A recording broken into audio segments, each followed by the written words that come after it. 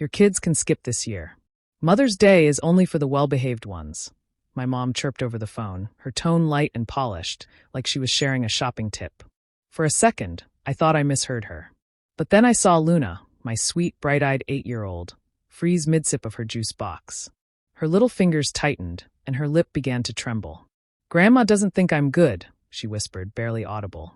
My throat burned. I forced a smile so she wouldn't see my heart cracking right there in our tiny kitchen. I managed to keep my voice steady. "That's okay, honey. We'll have our own Mother's Day." But inside, a storm was brewing.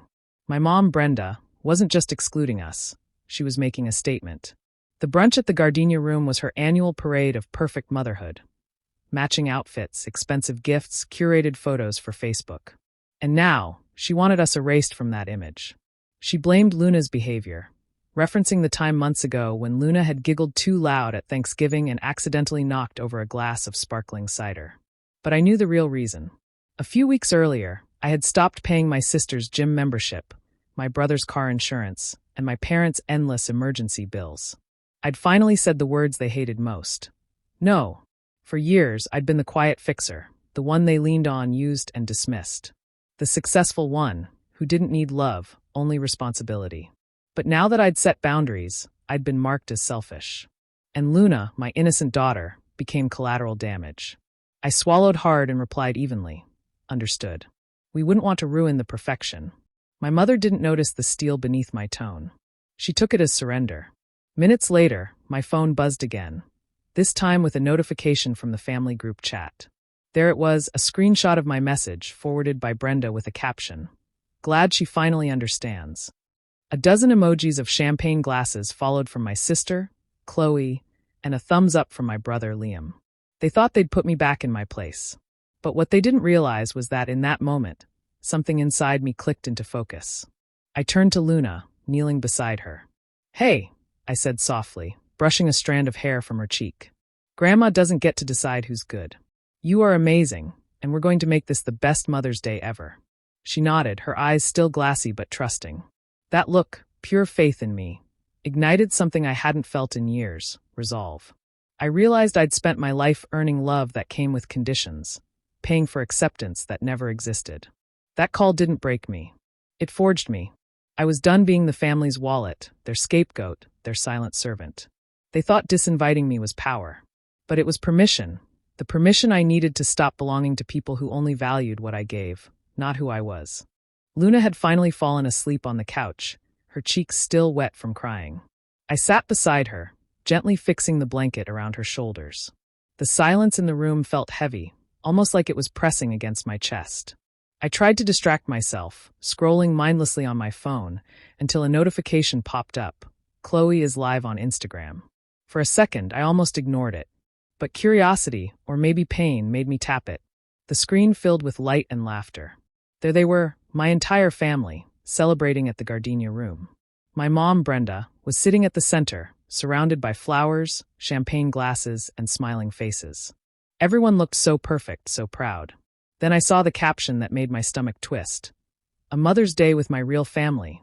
#blessed. I froze. It wasn't just that they left me out. It was that they wanted everyone to see it. They wanted to show the world that I didn't belong.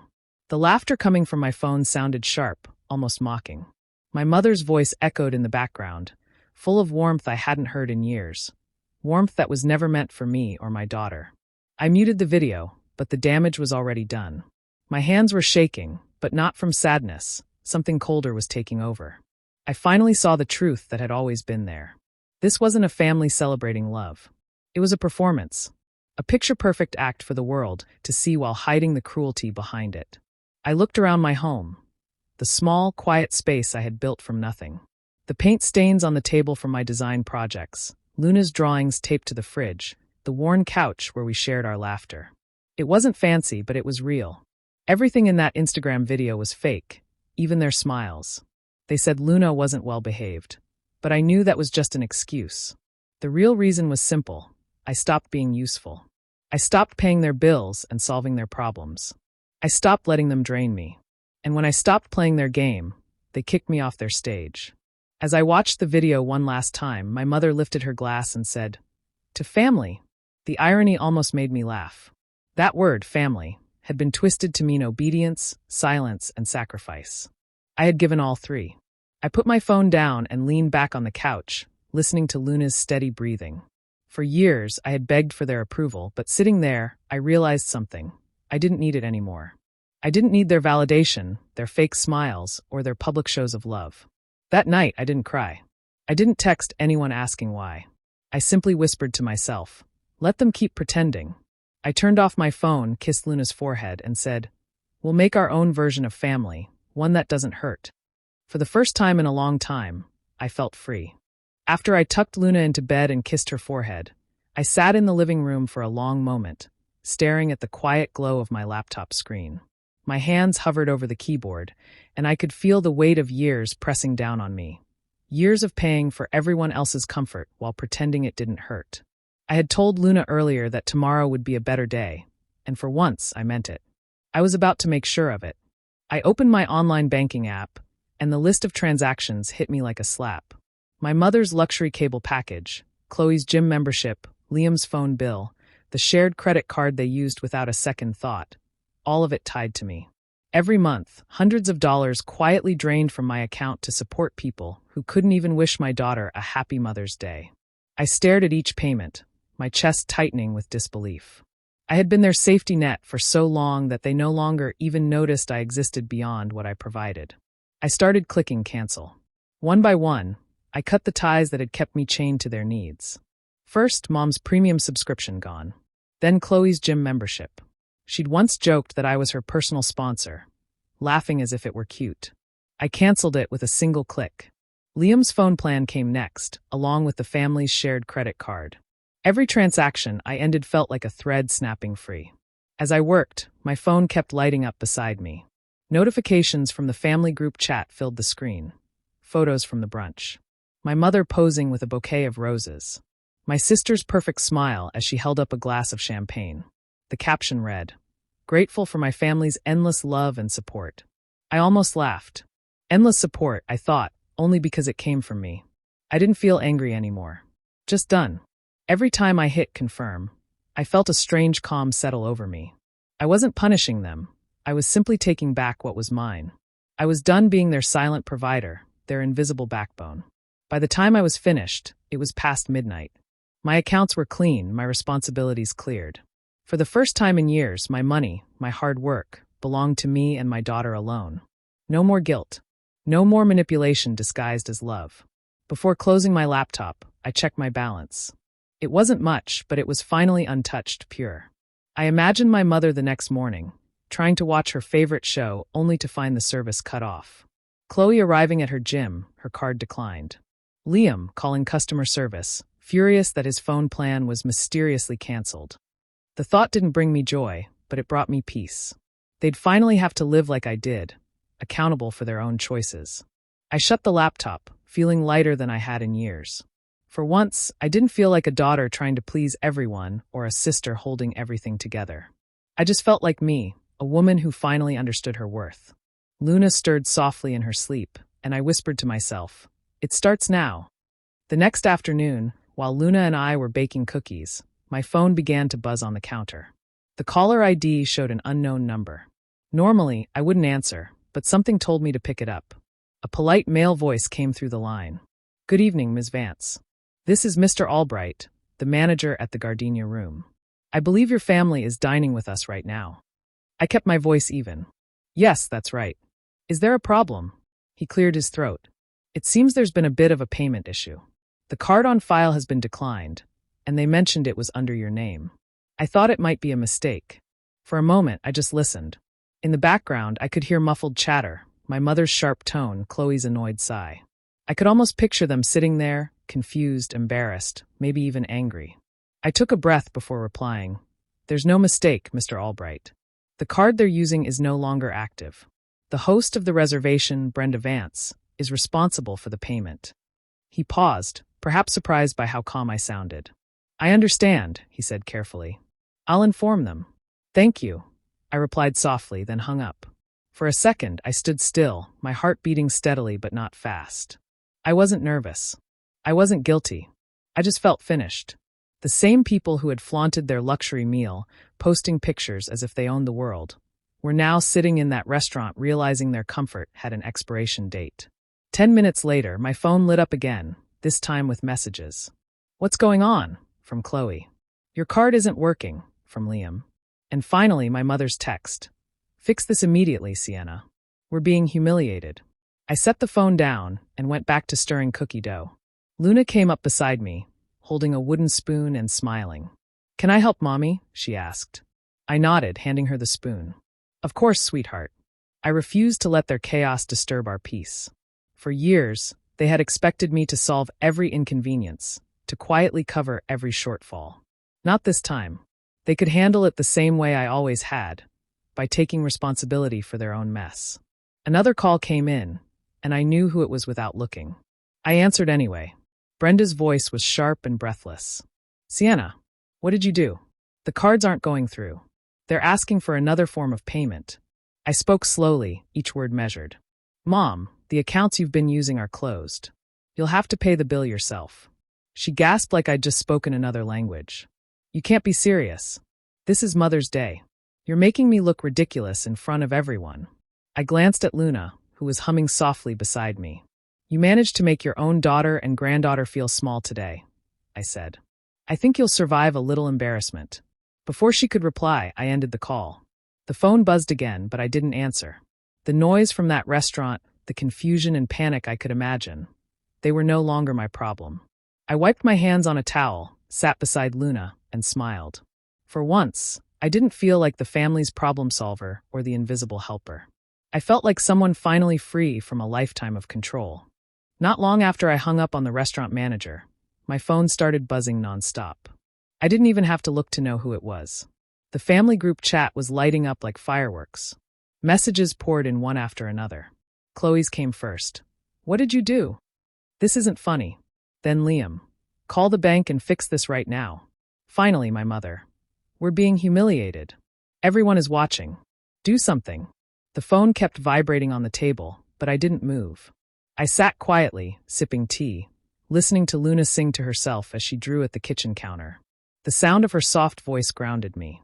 For years, I would have panicked at those messages, scrambling to apologize, to fix whatever inconvenience they blamed on me. But now, I just watched the notifications roll in with a strange, peaceful stillness. Their anger didn't surprise me. They were used to getting everything handed to them, expecting me to step in whenever things went wrong. I'd taught them that with my silence. Every time I paid, every time I said nothing, I made their comfort my responsibility. Not anymore. Another wave of messages came through, more desperate this time. Chloe sent voice notes, her tone dripping with outrage. Liam tried calling 3 times in a row. I let every call ring until it stopped. I wasn't ignoring them to be cruel. I was doing it to finally break the pattern. After almost an hour, my phone rang again. This time it was my mother. I hesitated for a second before answering. Her voice came through sharp and trembling. "Sienna, what in God's name is going on? They're saying the cards aren't working, that the bill isn't paid. You've ruined everything." I let her words wash over me without reacting. She kept going, louder now. "You've embarrassed me in front of everyone. On Mother's Day. How could you do this to your own family?" I waited until she stopped shouting. Then I said quietly, "You ruined it the moment you told my daughter she wasn't good enough for you." There was silence on the other end. For once, Brenda didn't have an immediate answer. I could almost hear her struggling to process the fact that I wasn't apologizing or defending myself. She'd spent her whole life believing she could guilt me into obedience. Finally, she tried again, her voice shaking. "You're overreacting. You can't punish us for one misunderstanding. Family doesn't do this to each other. Family also doesn't exclude an 8-year-old, I replied. "You made your choice. Now you can live with it." Her voice broke into a low, angry whisper. "You've changed." I smiled to myself. "Yes," I said simply. "I have." Then I ended the call. For a long moment, I just sat there, phone silent in my hand. No more buzzing, no more messages. Just quiet. I looked at Luna's drawing, a messy heart with our names inside it, and realized I didn't feel guilt, only relief. That night, I didn't check my phone again. Whatever chaos they were creating at the restaurant wasn't mine to fix. I had finally stopped trying to earn love from people who never really gave it. When Mr. Albright called again, I was sitting on my couch, half expecting this moment. His voice was strained but polite as he explained. Ms. Vance, your family is refusing to pay. They're insisting you're on your way. I almost laughed. Of course they were. That was always their pattern. Make a mess, then wait for me to fix it. But this time, I wasn't their safety net. Still, something in me wanted to see it, the moment when they realized I wasn't coming to save them. So I grabbed my keys, told the babysitter I'd be back soon, and drove to the gardenia room. The restaurant glowed softly in the night, the kind of place where the price of a single meal could feed a family for a week. As I walked in, the air was thick with tension. My family sat at a long table in the center. Brenda's perfect curls had lost their shape, and her makeup was smudged from tears. Chloe was waving her hands in the air, arguing with a waiter who looked moments away from walking out. Liam was hunched over his phone, probably checking his bank balance again, hoping the card would suddenly work. The sight would have been funny if it weren't so pitiful. Mr. Albright met me near the entrance. His voice was calm but edged with frustration. They claim you're covering the bill, he said quietly. I gave him a tired smile. I'm not. I'll pay for what was consumed before they started ordering like they own the place, but not a cent more. He nodded, visibly relieved. That's fair. As we walked toward the table, Brenda looked up and froze. Sienna, she snapped, relief and fury tangled in her voice. Finally, tell them this is a misunderstanding. I stopped a few steps away. It's not a misunderstanding, I said simply. You weren't authorized to use my cards. You made a reservation I wasn't invited to. This is your bill. The silence that followed was heavy. Chloe's mouth fell open. Liam muttered something about family loyalty. Brenda stood up, shaking her head. You're humiliating us, she hissed. I looked around at the other diners, some pretending not to watch, others openly curious. You did that yourselves, I said quietly. You planned a celebration behind my back, used my money, and thought I'd never notice. This is what accountability looks like. Brenda's voice cracked. I'm your mother. Yes, I said. And I was your daughter until you treated me like a wallet. For a moment, no one spoke. The waiter returned with the check, his expression neutral. I handed him my card and told him to charge only for the food they'd eaten before the second bottle of champagne. He nodded and walked away. As I turned to leave, I caught Brenda's reflection in a nearby mirror, her face pale, her pride cracked. Chloe sat in silence, and Liam finally put his phone down. Outside, the cool air hit my face, and I realized I was trembling, not from anger, but from release. For the first time, I wasn't the one cleaning up their chaos. I wasn't their fixer, their scapegoat, or their forgotten daughter. I was free. As I turned to walk out, I felt a hand clutch my arm. Brenda's grip was desperate, trembling. Her voice cracked as she said, You have to forgive this, Sienna. Family always forgives. Her eyes glistened with fake tears, the kind she used whenever she wanted control. It was her oldest trick, guilt wrapped in love, pressure disguised as care. I looked at her, really looked at her. The woman who had raised me to believe peace meant silence, that forgiveness meant surrender. I'd spent years letting her decide when I should move on, when I should swallow my pain, when I should pay to keep everyone comfortable. But this time, there was no space left in me for that. I do forgive you, I said quietly. Her eyes lit up for a second, thinking she'd won. Then I added, But I'll never again fund the people who hurt my child. The words hung between us, sharp and final. For once, she didn't have a comeback. The restaurant was too quiet, only the soft clinking of dishes in the background. Chloe shifted in her seat, her face red with embarrassment. Liam looked away, pretending to scroll on his phone. Their arrogance had drained out of them completely. Brenda's expression changed fast, from pleading to cold. You're ungrateful, she whispered, her voice trembling. After everything I've done for you. I cut her off gently. Everything you did for me, I repaid a long time ago.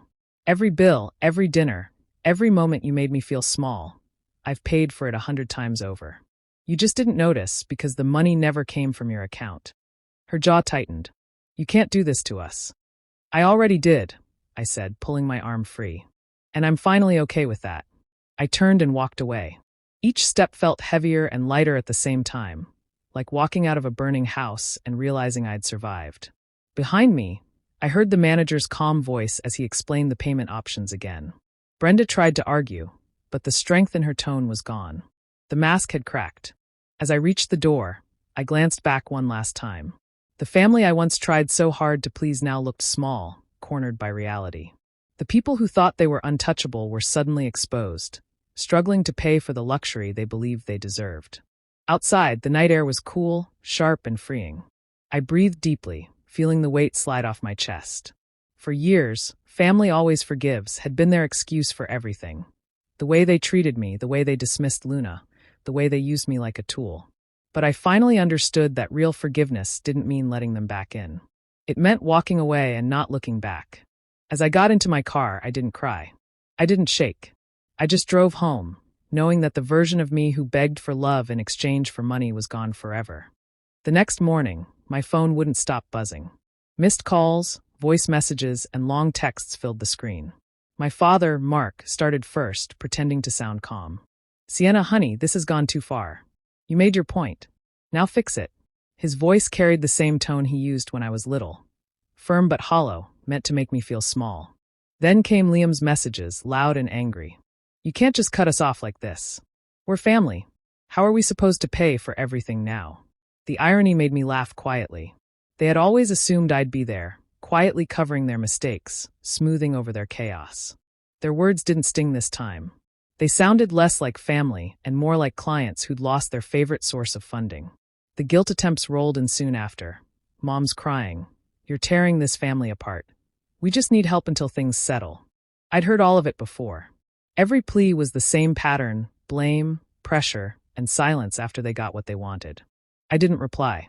Instead, I opened my laptop and logged into the few accounts that still had shared access.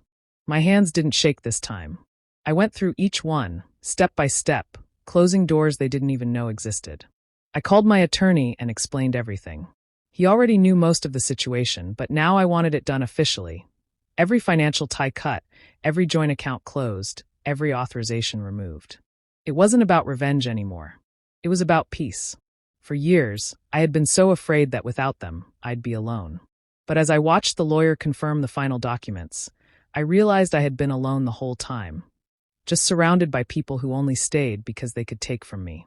The process took a few hours. Each email notification felt like a chapter closing. The shared credit line? Terminated. The utilities in my name for their house? Transferred. The family emergency fund they treated like a bottomless well? Dissolved. By noon, it was done. My name no longer existed in their financial world. When my father called again, I finally answered. His tone had changed, softer, almost rehearsed. "Sienna, your mother's heartbroken. You don't mean to do this." "I do," I said quietly. "You all taught me something important. Love doesn't mean sacrifice without respect. I'm just finally applying that lesson." He tried to argue, but I ended the call. I wasn't angry. I just didn't have anything left to give them. Afterward, I made breakfast for Luna. She smiled when I told her we were going to spend the weekend, just the two of us. No family drama, no phone calls. Just peace. For the first time in years, I felt in control of my own life. The fear of their disappointment was gone. What replaced it wasn't pride or triumph, it was calm. Quiet, steady calm. And as Luna laughed over her pancakes, I realized something simple. I hadn't lost a family that morning. I'd freed us from one.